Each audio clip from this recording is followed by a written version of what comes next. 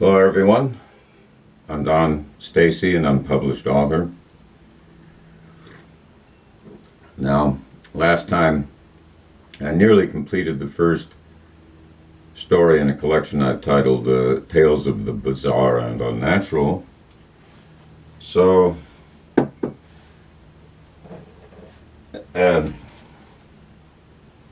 I'll go to that last part that I was unable to read before the camera timed out at 30 minutes. Recall now, he's in Idaho now on his bicycle. An electromagnetic pulse has rendered every single mechanical device practically inoperable. So cars and trucks don't function. Nothing functions. Not even water pumps. Late that afternoon, the sun low along the western horizon and the air beginning to cool, Blair decided to make camp just off the road along the edge of a wheat field which had been recently harvested. He set up his small tent and then went off towards some nearby pine trees to gather up a few branches for a fire. He soon returned with an armload of branches that he'd managed to snap into pieces and dump them on the ground next to the tent. With dry grass and twigs beneath the larger sticks, the fire ignited quickly after Blair touched it off with a disposable pocket lighter. He thought uneasily that this lighter would only last so long. And then what? Surely in the small towns that he was going to pass through up ahead, there would be a gas station or a grocery store where he could find a pocket lighter or a book of matches. He cut a potato into pieces and used a small amount of oil to cook them in a frying pan. When the potatoes were nearly done, he added a few slices of roasted pork. The smell of the cooking food teased his hunger. Soon he removed the frying pan from the low fire, set it on the ground between his legs, and greedily ate his meal.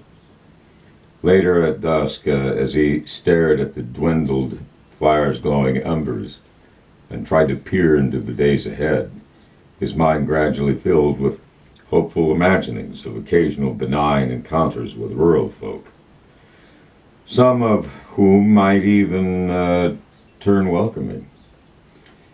Some of which might even turn welcoming.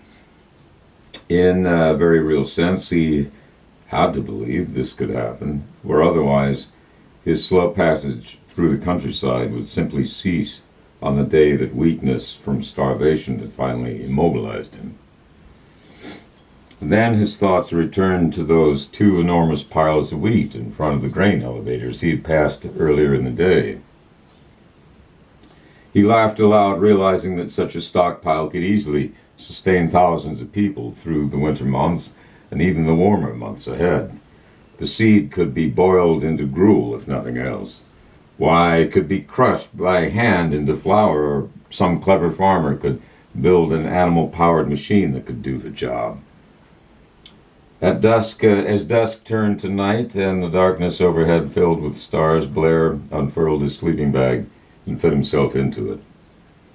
The ground was lumpy, but he was so tired he hardly noticed. He stared at the dying coals of the fire a bit longer, then closed his eyes and soon fell asleep. After breakfast, the same as his supper the previous night, and now once again pedaling along the road, Blair was just outside the town of Oakdale, its population sign declaring the number of residents at 422. As he entered the town, he gazed for a moment at a large old weather-beaten building 4 stories tall, its exterior walls consisting of long gray wooden planks, an architectural relic from another era. Next appeared a few brick buildings, some of which, thought Blair, could have been constructed in the early 20th century. Unlike the city swarming with looters, hooligans, or merely the disoriented, this little town appeared nearly deserted. A pair of young boys stood on the sidewalk next to the grocery store and looked at him with open curiosity. A man wearing a baseball cap sat on a chair in front of another building with a rifle laying across his lap. He glared at Blair with a look of distrust and resentment, but said nothing. Further along the street, a group of men had gathered in front of a gas station where someone had inserted a hose through a small opening in the pavement. The hose ran up to a hand-cranked device resting on a chair. One man was methodically turning the crank while another stood by as gasoline poured into a red plastic tank he was holding against his thigh. As if on cue, they all glanced in Blair's direction and watched him pass slowly by, their faces hardened with looks of restrained outrage, as though Blair himself had brought this sweeping technological failure into their midst. At the opposite end of the town, Blair rode past a row of grain elevators towering above a set of railroad tracks. More wheat to feed the masses, he thought. With a little ingenuity, someone would figure a way to gain access to it without spilling huge quantities onto the ground. As the day progressed, he passed through Garfield, and his reception there was no different than it had been in Oakdale. Small-town life, he reflected, had become considerably more insular since the event, as he had come to call the unprecedented occurrence which had snuffed out all things electronic. So, that's the end of a trip out of town. The next story coming up is Reminiscence at Waitsburg. Waitsburg, by the way, is an actual town in the state of Washington, in Woodman County, I believe, which is the county I was born in. No, I wasn't. I was born in Latah County in Idaho. But didn't stay there very long. The hospital was there where the doctor who performed the delivery, he had his obstetrics and gynecology practice in Moscow, not in Poland, so there I went. Roughly 8 pounds, nothing unusual about it, except that it probably took my mother 8 or 10 hours to actually finish the job. Could have been shorter, I don't know. But I'll tell you one thing, she didn't have a cesarean, I know that. They didn't perform cesareans all that often back then, but they do now, for some reason. I think it has something to do with litigation. Anyway. Oh, and oddly enough, the main character in this next story is a physician. Waitsburg is a small town. The infirmities of age grow more wearisome and no less difficult to bear as I get older.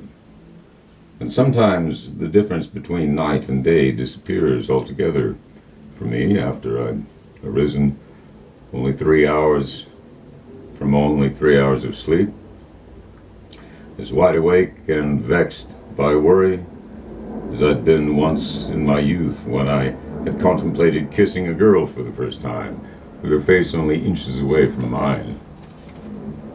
Or as I'd felt before I'd yet turned 17 while learning the ropes at my first real job in a butcher shop, or what I'd experienced on that occasion when I stayed in a cabin with some fellow Boy Scouts for a weekend during early April, when patches of snow still lay on the ground, and our adult supervisors remained asleep in a separate cabin, never stirring awake to the shouts of our surprise when a group of boys from another town perpetrated a raid, entered our lair filled with smoke from a small wood stove, entered en masse, and grabbed the metal frames of our bunks and thrashed them up and down upon the floor, then rushed out in retreat under the freezing darkness back to their own beds.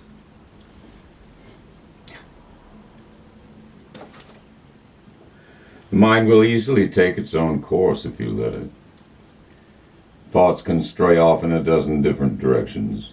Memories can propagate themselves in no particular order, repeatedly. And the entanglement from past mistakes can cinch down once again across your equanimity, like tightly pressing coils of rope.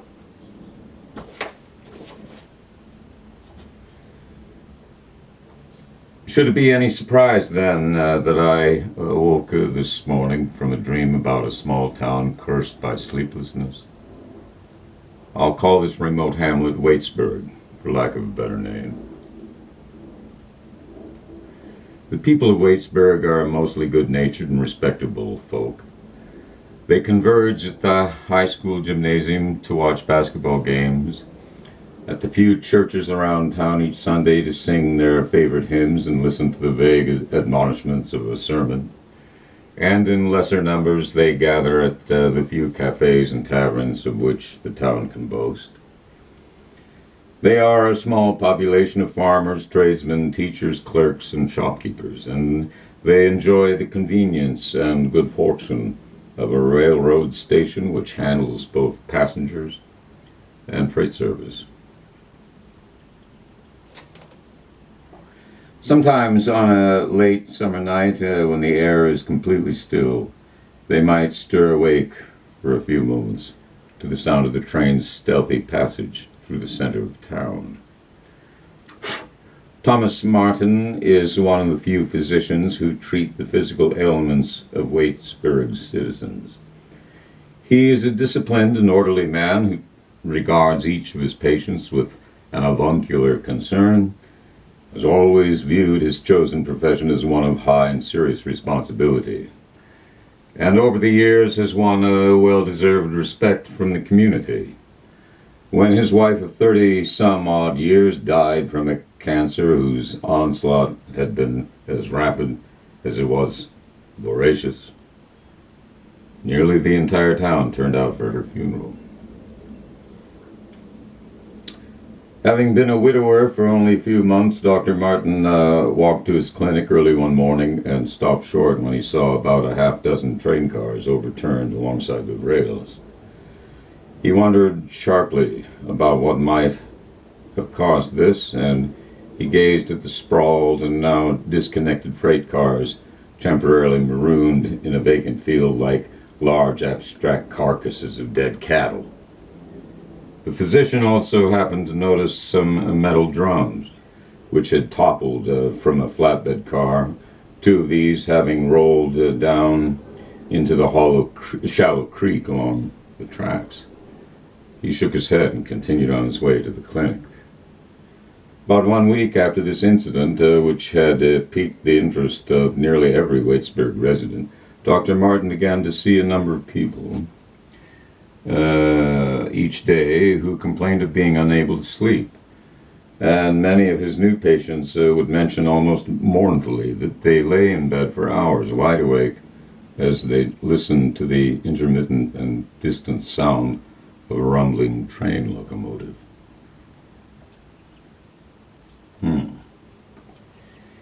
The doctor's bafflement over this marked increase in the number of cases of insomnia soon altered into a state of alarm as more and more people came to his office seeking a remedy for sleeplessness. One of the pharmacists had even telephoned the physicians to advise him that the store supply of sedatives and soporifics had been cleaned out, and the next shipment would not arrive until the following Monday. That evening, Dr. Martin searched through all his reference books and medical texts, hoping to find at least a brief entry about the epidemiology of insomnia, but found nothing apart from the obvious causes: warfare, riots, and crime waves. Waitsburg is a tranquil town, the doctor thought to himself, seated in his leather-backed chair. The bowed floor lamp next to him the only light in the room. He himself had not been spared from this condition. and his anxiety grew with each passing night, devoid of all but the most fitful moments of sleep. The following day, Holly Graham, a middle-aged spinster, came to visit him in his office. She was not an unattractive woman, and he once again briefly puzzled over the fact of why she'd never married, as she sat down in his consulting office. "I tried putting this off, Dr. Martin, I really did, but I just can't get enough sleep any longer, and I'm so tired now that I can hardly stand it. Can you help me? Can you please help me?" Holly Graham taught history at the high school in Waitsburg, and the physician in whose office she now sat considered her to be one of the brightest and best educated people in town. Dr. Martin looked at her from across his desk with a calm yet concerned expression. He leaned slightly forward, with his elbows now on the desk. He pressed his hands together and said, "Miss Graham, I never discuss my patients' problems with anyone else who comes in here. You know that, of course. But what people say about their conditions outside this office is their own business. And I expect that by now you've heard from a few others who share your difficulty in getting enough sleep." "Well, yes, I have. In fact, it's begun to seem odd to me. Everyone I speak to can hardly get a wink of sleep any longer. My students can't even sit upright in their seats anymore. They're all so groggy now, leaning from one side to the other, or just face down on their desks. My colleagues are all listless and bleary-eyed, and barely able to say hello in the morning, and now they're completely unfit for any kind of conversation other than their moaning despair over a lack of sleep. What's going on? Am I going out of my mind?" No, of course not. I can't explain why this is happening, Miss Graham, but it seems that all of Waitsburg is undergoing an epidemic of insomnia. How long this is going to last is anyone's guess. I can give you a prescription for some sleeping pills, but it won't be of much use until the pharmacies here in town replenish their supplies," he said. Then, seeing the abrupt and small twisting signs of anxiety lay claim to her pleasant-looking face, he said, "But I have a limited stock of medicines right here. Please don't worry. I think I should have enough for you." "Oh, thank heavens for that," she cried in gratitude. "I knew that you wouldn't disappoint me. I was certain that you'd be able to help me get through this." The white-haired physician rose from his desk and stepped over to a large metal cabinet, saying, "I'll get these sleeping pills for you right now. Take one tonight about 15 minutes before you go to bed. You'll be able to get some rest." He then withdrew a set of keys from his trouser pocket and locked the cabinet and pulled the doors open, revealing for Miss Graham a large assortment of boxes, packets, and amber-colored bottles. He removed one of these bottles from a shelf along with an empty packet and stepped over to Miss Graham, who in turn rose to meet him. He opened the bottle, and as he carefully filled the packet with pills, she said, "Do you find it hard to be alone now that your wife has passed away, Dr. Martin?" With a faint smile, he handed the packet to her. "My wife meant a great deal to me, Miss Graham, and I still grieve over her absence. I haven't gotten entirely accustomed to being alone just yet. But surely you have a few hobbies to keep you occupied in the evenings," she said. "A few, yes. Now, for me, cooking isn't really a hobby, but I do like to make a good meal for myself once in a while. Would you be interested in having dinner with me at my home sometime?" He glanced into her eyes, a thin series of small lines radiating outward from each of their corners. Despite the appearance of fatigue, her look bore a bright clarity, a luminous appeal. "I'd be very pleased to have dinner with you, Miss Graham. When would you like to do this?"